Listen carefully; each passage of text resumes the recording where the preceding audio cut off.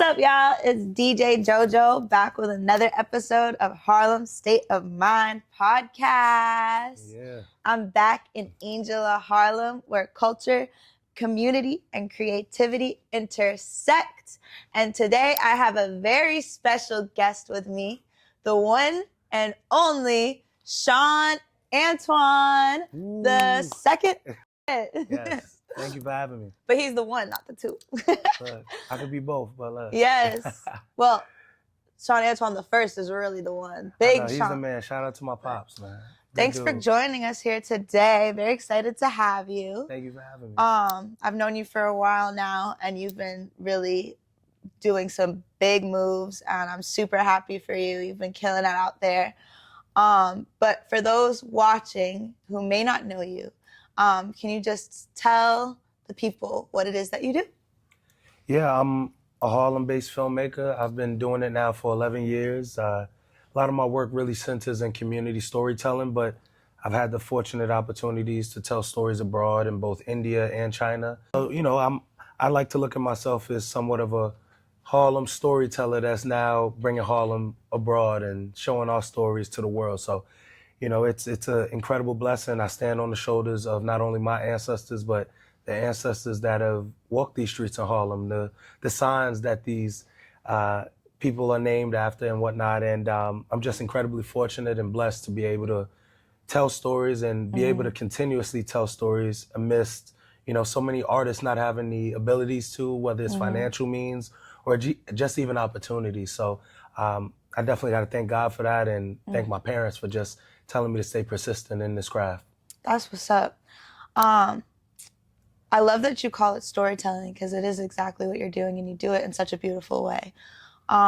What led you into wanting to do film and storytelling and specifically like telling people stories that, the general public may not have known of otherwise? Yeah, so for me, I was an athlete. I started off as a football player. I was inspired by, seeing these guys on TV and always dreaming big. And I started off with the Harlem Jets, a local youth organization. Okay, yeah, shout out Harlem Jets. Shout out to the Harlem Jets. And I was surrounded by so many incredible black men that really instilled a sense of confidence, not only because I'm from Harlem, but because they taught me what hard work could lead to. And that kind of built the foundation for me as just a community member and a solid dude. And when I was introduced to filmmaking, but just by chance, truthfully, going to a Black Lives Matter protest back in 2015, documenting some of my friends and their protests down in Union Square, and then going on to making my first documentary, The Movement, that kind of set precedent for what storytelling can do and why it's so important. My goal when I started filmmaking was to create films that inform and inspire. And yeah, I've really leaned into that throughout my career, always trying to make sure that anything I make will not only outlive me, but also constantly inspire people that revisit the work in the years to come. And that's how I came into filmmaking. I'm inspired by everybody. I'm inspired by you. You might not know that, but I'm inspired by you too. Look, I appreciate that. And, just being in this community is so many people that I think everybody's a storyteller. Oh, 100%. Many of us don't carry that title or don't claim it yet, but everybody out here is telling a story. Everybody has such a unique story and journey. And for me, I'm just so inspired by that. And that led me to wanting to be a storyteller, to be this bearer of truths, as some might say, and doing it in this community is special. And every time I go out, whether I'm in Foster Projects, working on the Kingdom documentary, or which was fire. Thank you. We're gonna get to that. Yeah. Or even my most recent projects like The Sight Unseen, talking about institutions here in this community like the Amsterdam News and these phenomenons that occurred that they documented over 50 years ago, and they're in their 17th year, and continuing to once again catch the torch or receive the baton to finish this race, and us telling our stories is what constantly inspires me. And that's what really drew me to storytelling. Like, somebody has to do it. If we're not telling our stories, especially in a place like Harlem that's getting just devastated by gentrification and like so many other Black communities throughout, there needs to be somebody that's not only, writing the narrative pieces, but also who's going to document it and who's going to gather these archives and put it together so that our narrative isn't being rewritten. So that's what inspired me to storytell. That's how I got into storytelling, and that's what truthfully keeps me going in it. Wow, amazing. So you were born and raised in Harlem. Yes. So you've seen how it's changed over the years. Yeah. And like you said, it's been getting taxed by gentrification. How, what are the biggest changes that you've seen since like being a kid and growing up till today? And what in your work are you trying, like, is there anything that you're trying to preserve about Harlem in your work? Yeah. Growing up in Harlem, you know, I was very fortunate to be third generation Harlemite. Like my grandmother moved here in the 50s. Oh, wow. My mother was born in the 60s, and you know, they're from the South. They're from a small town in North Carolina called Reedsville. But like many black folks that's up here, we got a lot of roots to the Carolinas, and even the deeper South. And Harlem has always been a place where black folks have come to not only be inspired, but also to create and build community. And some of the biggest things that I've seen here is, you know, many people would move to Harlem and not, you know, they'll fantasize and kind of romanticize, you know, the black history and culture of those that, you know, made it what it is today, the celebrities, the politicians, the activists. But for me, what makes Harlem so special is the everyday people, the people that carry this pride with them, the folks that want to tell people that Harlem's the best. It's something that runs in our DNA. And some of the things that I've noticed that have really changed what I viewed as Harlem is the lack of people that are from here continuing to build here. You know, I'm 29 years old, about to be 30. Many of my friends, a lot of us were like the first to go away to school. And when we came back, many of us can't even afford an apartment. And not to say, you know, 21-year-olds should immediately get a crib in New York City or Manhattan, but the opportunity after we've been here for numerous years, and especially as we have many generations of Harlemites, to at least have the opportunity to be able to at least afford a home. Right. Like, and I feel like it's hard to, like, at any age, too. Like, At any age. 21. I mean, even I know people in their 30s that are still living at home. And, you know, that might be just something that's just at the forefront of it. And we're just like, oh, nobody can afford homes. That's everywhere. But see, the problem is, how do you create and sustain generation of Harlemites? What does it look like when Harlemites can no longer afford to be here? And then you have people that are coming in, they don't really know the history, and they know somewhat of it. And more, besides the history, it's the culture. How do we gather on our streets? How do we, you know, have a relationship with even the police? Like, is the police that are here, they've been here for years, and they know, all right, this is how we got to police this community. But what happens when there's new folks here? They'll call the cops on us for staying out too late, turn the music down. It's too loud. We don't like the cookouts. Yeah, like, absolutely. And those are things that have made this place just so beautiful for black folks to gather and build here and be inspired. So I think those are some of the biggest things, well, the biggest thing. And in addition to that, I think some of the other things that have really at least bothered me is, you know, these experimental schools that are coming. We have many charter schools here. And I have nothing against charter schools. I think what they're doing is so important, especially, you know, many of them are kind of filling this gap where, you know, families don't really want to send their kids to public schools and because, you know, public schools are severely underfunded, and also students aren't getting the specific attention that they need. But they also can't afford private schools, which are just a tremendous expense on a lot of these families. Right. And I've worked at a private school in admissions, so I know how difficult it is for families to afford it. But with a lot of these charter schools, it shouldn't be an experiment. Many of them come from these wealthy folks that want to give back. It's tax write-off reasons for many of them. But they also don't really know this community, and they're testing it out on a lot of our youth. So I would like to see more people in the community be involved in these school processes. Many of us have come back with college degrees. They're working. Some are starting to work in these charter schools. But we need more folks from this community in leadership positions. And I think that would be something that I would really love to see change, because, once again, we can't have outsiders trying to determine what Harlem is and what it's going to be. It should be by Harlem people first, and then other people should be there to support. And those are the top problems. And I see, and you know, just artists. I want to see more artists out here. We got so many talented artists that aren't receiving the funding. So if any of our politicians are watching this, support our artists. The artists here in this community are of the utmost. They represent Harlem in a nutshell, and really giving us an opportunity and resources to create will only benefit Harlem, and it'll show what Harlemites are continuing to do on a global scale. So, you the Studio Museum is now here. The National Black Theater is about to reopen. The Apollo Theater is undergoing renovations. And when these things open up and when things are going full throttle, don't bring the outsiders first. No. Invest in those in this community and give us a platform. Give us a chance to show what we can do. And also let us curate. Let us show like this is what we want in Harlem. So those are some of the things that are on the forefront of just my mind of like things that I've seen change and things that I want to see, continue to develop and be invested in. I love that. And I think that's so important because that's how you maintain a community. Absolutely. And like it's like that African principle, the Sankofa principle. Like go back. What is it? Go back and get it. Like just always like invigorate your own community Absolutely. instead of going to somewhere else and giving your talents elsewhere. Yeah. Like especially, and I see what you mean by like let the people of Harlem have access to those spaces first because they'll do it the best. So I agree 100%. Absolutely. And just to add, even if it was a case where we didn't do it the best, we deserve opportunities because everybody out here that's doing amazing things, they were afforded opportunities to take risks, to fail and learn. Those that are here should be afforded the same opportunities 100%.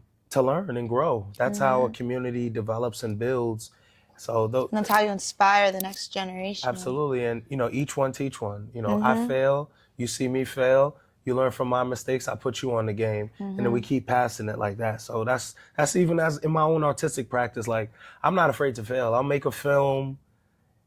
I don't think any of my films are bad. Let me start with that. But I'll at least put myself out there to be like, let me not overthink it. Let me learn from this. And then from there, let's go make the next project and let's make that better. Let me ask more people, what am I missing? So those are some things that definitely are important. I think, that's definitely an important mindset to have because, I feel like we also live in a society where it's like, it's so cutthroat. It's like, especially with social media and the competition of everything, it's like you have to be perfect or you think that you have to be perfect all the time. When it's like, no, growth genuinely comes from failure. Like if you want a good character arc in your life or in your story or in your work in general, you're gonna have to fail sometimes. Absolutely. And you have to be able to give people the grace and the space to fail beautifully so that then they can, grow from that and learn from that and create from that. I feel like some of the best things that I've done have come from failure because I've just learned how to do better from there. But I've also been blessed with the grace to be able to fail and still get back up from my failure and like my life isn't over. So everybody should be able to have that same type of grace in their life. For sure. But let's get to your work. Yeah. So you're a multi-award winning creator. Congratulations. You're incredibly inspiring. And I always knew you were a storyteller, but I first got into your work with your film Kingdom. Yeah. And so I thought that was super dope. We got you on the radio to talk about it, which was really cool. I really liked that. Of course, you got to look out for other people in the community. But could you just tell the people about that film and what it centered around and what is Kingdom? Yeah, so Kingdom is the second oldest street basketball tournament in the world behind Rucker Park. They're now going into their 42nd year. And it's founded by Terry Honcho Cooper, and now it's being run by Kev Joseph. And they've done just such an incredible job with this basketball tournament, which is centered in the middle of Martin Luther King, also known as Foster Projects, right on 115th, between 115th and 112th in Lenox and Fifth Avenue. And this basketball tournament happens every summer for now the last 42 years. And it brings together the whole community. I had the opportunity to speak to a Honcho now for the last couple of years. And what he told me when he started this tournament, it was to bring something to those projects that has over 10 project buildings, one of the biggest in Harlem, bring something to that community during the summer because many of these folks don't travel during the summer. They don't get to go to the Knicks games, but these folks should be afforded the same equal opportunity to have entertainment, to have fun, to gather. And when I immersed myself in the Kingdom, I was an outsider. I'm from 2/3 and 8th, but to go to Kingdom and Foster in that hood and really see how this brings this community together. And every Friday, Saturday, and Sunday, for about almost 5 hours, this community gathers, sings, dance, plays basketball, competes without any violence. Is special. And it reminded me so much of what Black communities back in the days used to look like. And you asked me about gentrification, what community looks like and how much changed. I remember when Harlem used to be, everybody was outside, and people still are, but to go to a place like Foster where they have multi-generational people there still living there and they're still gathering, that's special. And that's what brought me to that tournament. And during that time, I filmed this back in 2022, the first documentary with them. And I immersed myself in that community, connected with all the pioneers that played basketball there, the folks that live in those projects. And they just shared their stories with me, shared why this tournament was just so special to them. And for me, I grew to love that space. And I love it so much because it shows me not only what one man can do without having any financial means, but also any financial guarantees with this. And he's just doing it out of the kindness of his heart for others. And the basketball tournament that I documented was special during that year. He was honored by Amazon. Wow. They had some incredible sponsors. Shout out to Miss Michelle Smalls, Queen of Harlem. She helped him out during that year. She now runs a basketball tournament in Marcus Garvey Park. Okay. And yeah, that documentary really highlights what Kingdom did for basketball culture, Harlem culture, and even Black culture in general. Back to Harlem being what I consider the epicenter of Black culture in the world. You know, Kingdom brought up careers like Tiana Taylor. They created no music, you know, the hand clap that everybody does when there's no music from the DJ. And that started at this basketball tournament through, you know, some unfortunate events, but, you know, they knew how to, as they say, make lemonade out of lemons and all that. So, you know, that tournament was just so special. They had folks like Dame Dash coming back, you know, Diddy helping out, Cameron, Chris Brown, Ron Artest, all these people were gathering there, and that's a special thing that happens. And once again, it happened in the middle of the projects. No corporate sponsors. It was just those people that made sure every year we're gonna come out, we're gonna support Kingdom, and we're gonna watch y'all compete, and we're gonna have a good time. So that documentary is special. We showed that over, I believe it's 27 festivals. I'm actually showing it in a couple weeks at the New School downtown. And oh wow, awesome. yeah, that film, it has a life of its own. And it goes back to why I decided to be a storyteller. It's to tell our stories, share our stories, and ultimately champion Harlemites. I wanna make sure Harlemites feel special. And I wanna make sure Harlemites are known throughout the world, no matter how big or small their contributions might seem to us. On a global scale, they're just so impactful, and they should be recognized, they should be celebrated. And I'm just so grateful that God put me in the position and allowed me to connect with folks that really believe in me. So I'm just so grateful for that. Are there any stories, like, throughout your career so far, are there any stories that have, like, really stuck with you for either being, like, super crazy or insightful or funny or... Yeah, you mean as far as films I've made or just along the process with making the film? Anything, yeah. Yeah, I would say, I mean, the sight unseen, my next film, like, I've heard it's a story about, you know, a glowing cross that appeared in 1971 in my family's home.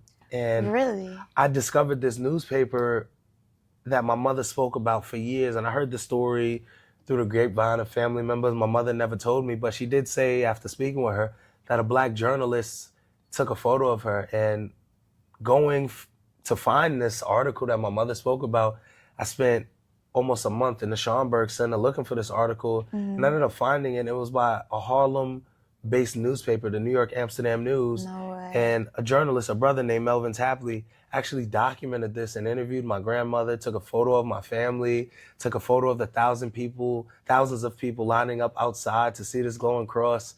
And I think that was just one of those things where if it didn't happen to my family, then maybe I wouldn't have come across this story. But it happened to my family.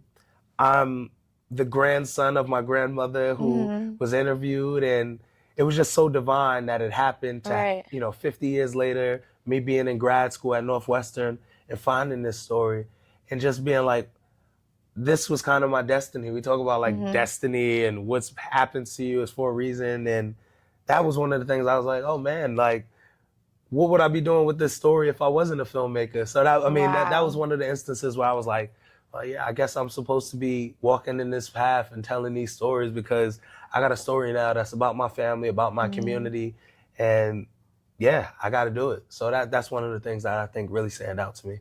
That is crazy, and it's definitely divine, like divine Yeah. intervention. So the cross was just like glowing out of nowhere. Yeah. So during this time in 1971, imagine a time, I don't know if you ever seen the Bronx, what it looked like during the time. There were fires.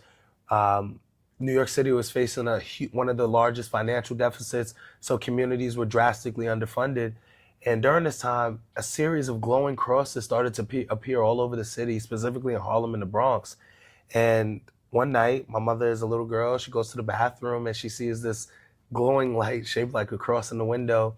And folks could see it outside on the streets looking up at the window. And obviously, you could see it in the apartment. And the cross glue all day and all night. So over a Wow. month, people were gathering. I had an uncle that was like, "Hey, we should take donations from folks to come and see this. Let them in the house." He's And smart. yeah. I mean, it was a time where people didn't have much money. Vietnam War was happening. It was like, look, we obviously know this is, or we believe this to have some religious connotation, but Yeah. if people want to see it, let's ask for a donation. And maybe they give, maybe they don't, but let's give them an opportunity to see this phenomenon. And to answer your question, it was just glowing. Folks threw a brick through the window, replaced the glass, the super. They broke the street light, and the cross remained. So it was truly a phenomenal occurrence. And this is Wow. through first-hand testimony from my family members whom are still alive, as well as the journalists who wrote about this phenomenon happening, and nobody can explain why it did.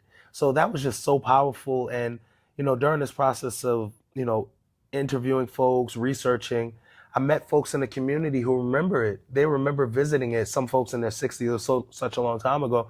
They're like, yeah, I remember visiting that after Wow. school. I remember one lady, she was like, I was at Fordham University, which is in the Bronx. She was like, I remember when I was in school, we were talking about the glowing crosses. So it's just so incredible. And with the film, we were able to actually recreate the phenomenon while also honoring my mother's firsthand testimony about what happened. Wow. And I had some phenomenal folks that worked with me on The Penguin with HBO, on the VFX team. Shout out to my boy Piers, as well as Brian, who were like, let's make this glowing cross happen again. Let's do it. And yeah, it's a beautiful film. I'm excited to show it in a couple of weeks. That's what's up. I'm so excited. Like I'm blown right now, like Yeah. just hearing you talk about it. So I can only imagine like what your film looks like. So Yeah. kudos to you. No, thank you. You have a showing on the Yeah, 8th of April? 11th. So On the 11th. On the 11th, Saturday, I was able to partner with some terrific organizations to bring a community screening for free at Columbia University, the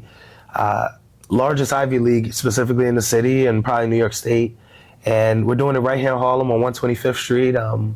We're blessed. We're going to have over 400 people there for free, watching the film, dressing all beautiful, and celebrating each other. The story isn't about me, it's about my family, but more so, it's about how this phenomenon centered in Christ and a glowing cross brought together a community. And now, 50 plus years later, we're doing the same thing, just in the cinema and having people immerse themselves in this story. So it's going to be a beautiful event. I'm so excited. I'm just so incredibly blessed that I was given the opportunity to do such. It started off as a crazy dream, like I'm gonna have a big screen in my community for free, and I pitched it to everybody, the politicians, folks on the street, folks in LA, Chicago, in China when I was there last summer, and everybody was like, I believe in you. This is phenomenal. Wow. And that really carried me. I mean, it's difficult making a film, and when you're doing the press, you're doing the marketing, you're doing the editing, you're doing the directing, the writing, the funding. It weighs a lot on you. But when you have folks that believe in you and want to see you win, anything's possible. And, just staying steadfast in the word and, truly believing, right? Having faith is one of those things that constantly came up in this process. And my faith has, prevailed. And, I'm just so incredibly excited to share that moment with my community at this point in my career. And, we off to the races after this one. Wow, well, seriously, giving you your flowers because it's like so amazing. I'm like bringing me almost to tears because I'm like, it's just like, I'm so proud of you. That's so dope. And so, are you gonna have any more screenings planned after the Columbia one? Because I really want to go. No, absolutely. No, we're gonna have you at screenings. Yeah, we're definitely gonna have a screening at Lincoln Center at some point in May. I bet I'm there. Yeah, come through. That one's gonna be amazing too, with the good folks at the New York African Film Festival. Okay, I've screened with them for years, and this is my biggest film, so they're excited. And I actually be showing it in Seattle at the end of April, or I believe it's May 1st. Actually, I'll be showing it in Seattle at the Seattle Black Film Festival. Also, we'll be showing a part of a producers forum in Philadelphia the same weekend with the Roots Picnic. So okay, wow. Yeah. I think I saw that on your story. Yeah, that's gonna dope. be busy. We're gonna be in Philly, so we're gonna bring this film all over. I hope to bring it internationally as well. But the story will be shown. It will be told. And you definitely are gonna bring it internationally. I already see it like happening. Have you shown your family the film yet?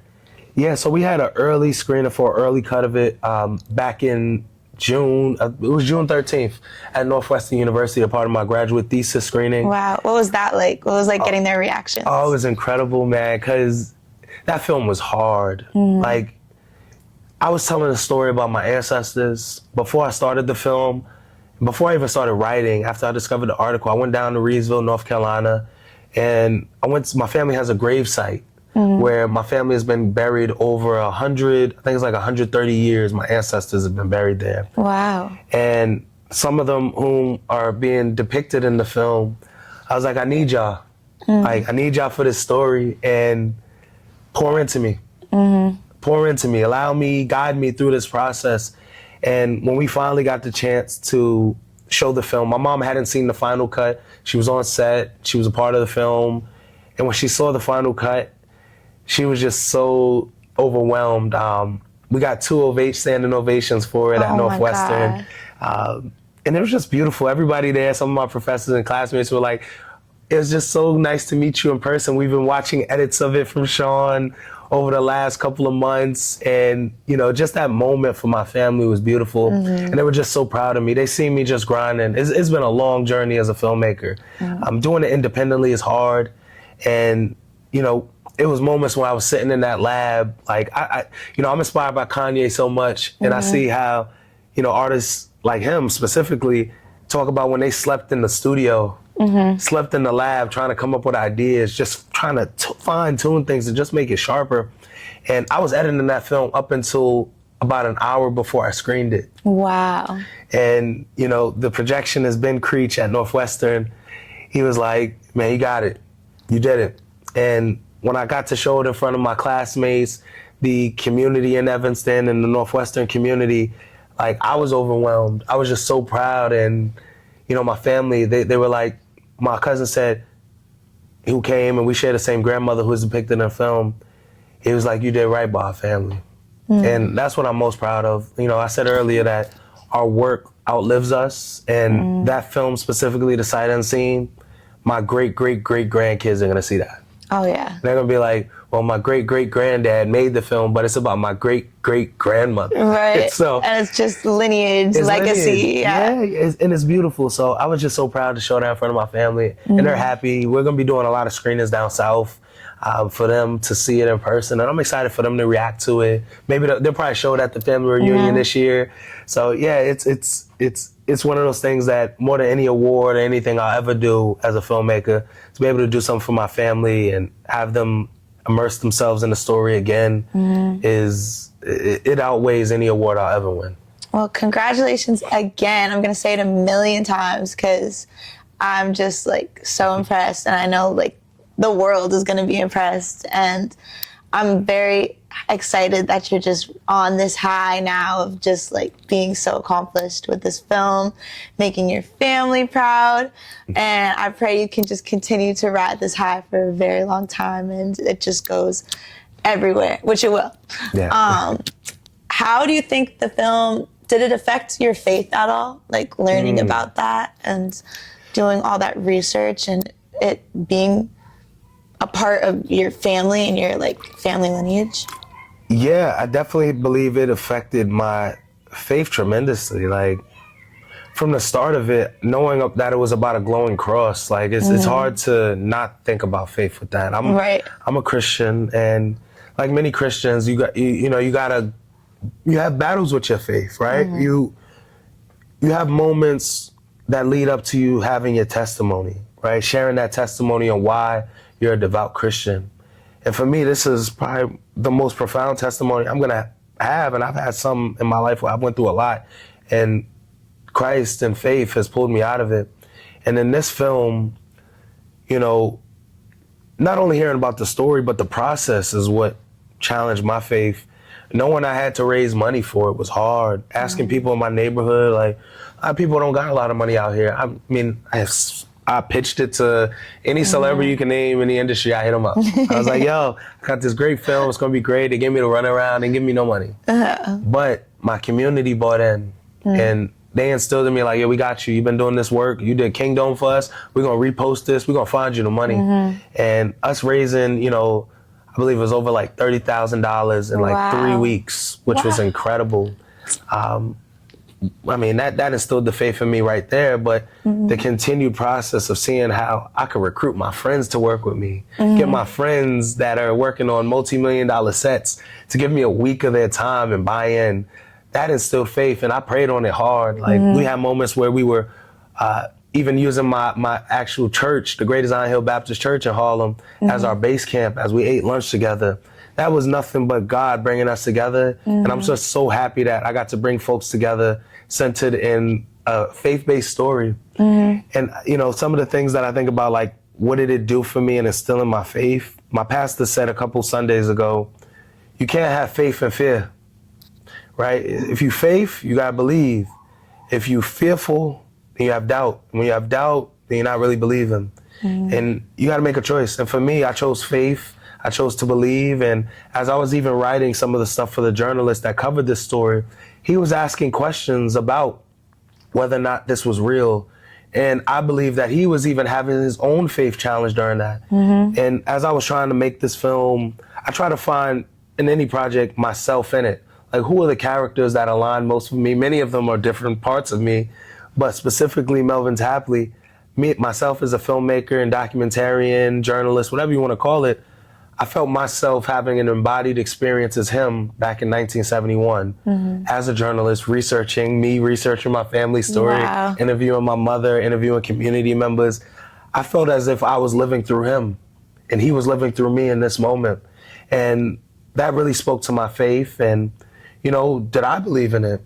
I mean, after all the research, it's hard not to. He took photos of the glowing cross. I believe in it. The fact that you said people broke the street light and it was still glowing, still like, there. I don't know how. Yeah. We don't have the social media conspiracies to try to, denounce it. I mean, thank God, because all of that stuff. It's just a it's all narrative. Whatever. Yeah, you can change anything in today's age, right? Especially with AI. But for somebody to do that back in 1971, ain't no rebuttaling it. Right. And, so that's how my faith was challenged in it. And even more than my faith being challenged, that's how my faith was grown in this process. That's how, now wherever I go, I'm going to share the same story. I want others to really not only believe in this story, but believe in the power of God and the power of community and how we can all come together to not only tell stories, but to do honorable work, especially here in this community. It can be done. It can be done with folks here in this community. And yeah, that's where I'm at with my faith and just my belief in everybody. I think even your evolution in storytelling is divine, because just thinking about how you did Kingdom at the time that you did Kingdom, and then the crowdfunding for this film and how Kingdom resonated with the community and they were like, we want to push you to do this film. Or the fact that, you were able to work on HBO The Penguin and travel across the world to do film and meet other people that work on these multi-million-dollar film things that could come in and help create with you. Yeah. That's all. I feel like everything you were doing was leading up to this. And you gotta build, man. Like, I played football for 12 years of my life. I'm now entering my 11th year as a filmmaker. So we're getting close to eclipsing the football years. Oh, wow. But I remember football is one of those things, you don't get good overnight. And every level you level up, whether it's youth football to high school, you get humbled again, and you got to continue to build yourself up, build your name. And through hard work, people will respect what you do and give you an opportunity to showcase that. And the same things apply in film. People aren't going to give you an Oscar on your first film. You might be the lucky one. There's very few that get that. But it takes years of hard work. It takes years of determination, fortitude, and just belief in yourself that you're going to be able to do some incredible things. And even if you don't make those incredible strides in your first couple years, you're going to fall down. You got to get back up. You're going to have to pick yourself up. Everybody, your community ain't going to pick you up every time. But you got to still believe that when the time is right, they got your back because they respect the work that you do. And I'm just so proud of this journey. And I'm proud not only of my journey, I'm proud of the journey of the folks that I'm bringing along with me. Like my family is with me. My people I grew up with are a part of my films. People that I have over almost 20 years of friendship with are with me in this film journey, with me in this community building journey. And, you know, that speaks to not only how, like, you know, we spoke about how we inspire each other, but why inspiring each other is just so important. Right. So, you know, I'm thankful for the journey. I got a lot more work to do. I'm about to be 30, but I see filmmakers in their 70s. Clint Eastwood's in his mid-90s still making films. So I got at least another 60 plus years to go. A lot of filmmakers are pretty old, so you got I'm a young bull on the streets right now. I'm still young in the game. Nah, I feel like the only like young filmmaker I know is like Ryan Coogler. Shout out to Ryan Coogler, man. He's comes from the football brotherhood. Have you met him before? I feel like y'all gotta meet. No, we ain't meet, man, but it's gonna happen at the right time. Yeah. We know a lot of people in similar circles. It's gonna happen. It will. I think when we do meet, it's gonna be like, I'm gonna be like, I know about you, I love your work, and hopefully he's like, I know about you and your work. So I want to get to a point where he knows me because of the work that I've put in. I think you guys would be friends. I met him once because of a work thing I did. He did a panel for one of the shows I work on for Sinners. Yeah. And the way he talks about like storytelling and creating films, like it reminds me of how you're talking now. So I'm like, I feel like y'all would be like this. No, it'll happen. It'll happen. That's fire though. Well, I don't want to keep you all day, but we do this with every one of our guests that come on the show because it's Harlem State of Mind podcast. So it's a little game and it's called Finish the Sentence. Okay. So I'm going to say something and you have to finish the blank, fill in the blank. Okay. It's pretty easy. So first one. Harlem isn't Harlem without blank. Ooh, Harlem isn't Harlem without a summer. Like, you gotta experience a Harlem summer. If you don't, see, Harlem is what it is because of, once again, the people that gather here. So Harlem isn't Harlem without summertime cookouts, summertime block parties, summertime hanging out on the block all night. Like, Harlem isn't Harlem unless you've been outside. Yeah. So if you ain't been outside, if Harlem don't allow people to be outside, you never know what can happen. It ain't Harlem. So Harlem ain't Harlem without outside vibes. So. Okay, I like that. What's your favorite like vibe during the summer? Favorite vibe during the summer is going to a Kingdom game. Okay. Chilling with my boys, you know, just seeing folks we ain't seen in a while, watching basketball for free. Yeah, I don't even like watching basketball. I went to a couple Kingdom games where I'm like, oh shit. I'm like locked in. It's lit. It's better than the Garden. Like, and it's home. I don't gotta travel nowhere. I don't gotta go to Brooklyn. I could walk right over to Lenox and 115th and be like, I'm going to a Kingdom game Friday, Saturday, and Sunday, and I'm gonna have a good time every day. So that's my vibes, you know, just during the summer for sure. Okay, bet. So next question. Harlem, you know, is known for being the flyest community. So it is. Harlem, you're not from Harlem if you don't have blank in your closet. Ooh, that's a good one. It's a couple things. I think you're not from Harlem if you don't have a pair of Trues in your closet. Like, True Religion was so impactful here. But also, you're not from Harlem. There's a couple things if you're not from Harlem. You gotta have a gray brim. For the older folks in Harlem, you gotta have your fur. I ain't get my fur yet, but you gotta have a fur. If you're from Harlem, like, you gotta have a fur coat. Like my mother got about at least like 6 minks. Like you gotta have that pop out at least once a year with your mink. Keep it dormant for the rest of the year in hibernation, but you gotta pop out That with your one next. night you pop out looking sleepy. Absolutely. I fuck with that. All right, last one. The best spot to chill and catch an authentic Harlem vibe is that's a good one. where? The best vibe to catch an authentic Harlem vibe is Angel Harlem. It's popping here. That's a good answer. It's the spot.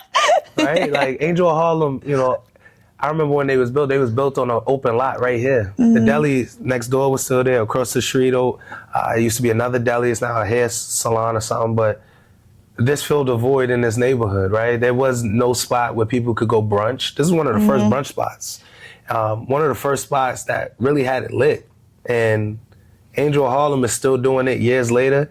And that just speaks to not only how they've managed the establishment, but also how they've involved the community. So this is a special spot. I think they've probably been around, 15 years, almost 10. 15 years. It's been a while, but they're going to stay around another 10 years. And I'm happy to be here with you, vibing out. And I'm glad they gave not only you an opportunity, but then you gave me an opportunity. So they're doing right. And, you know, more Harlem businesses need to follow their lead. And they're trying, but it's tough to emulate something that's so pure and just has so many good vibes, right? So that's thank you. We appreciate that. Yeah. And thank you so much for your time today. I'm so excited for everything that you got going on. You are really like a powerhouse of a person. So just like, I have so much faith in you. Thank you.